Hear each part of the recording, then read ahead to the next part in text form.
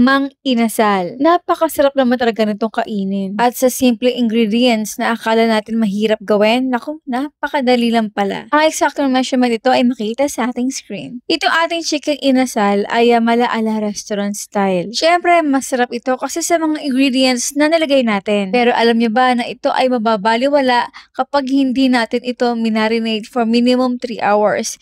Pero mas maganda talaga kung ito ay imamarinate overnight. Para kahit sa loob-looban ng ating manok ay talaga namang pasok na pasok ang lasa. At pangalawa kong ginagawa bago ko to i-grill ay pinapakuluan ko to mismo sa ating marinade sauce. Para sa akin, mas maganda to paraan. Mas maiksi kasi ang time natin na pag-grill dito. Huwag kalimutan kapag mang-inasal kailangan ay may chicken garlic oil. At syempre, only rice. O diba, napakadali, napakasarap, amoy pa lang mabubusog ka na sa sarap. At syempre kung meron kayong request, paki-comment sa comment box section.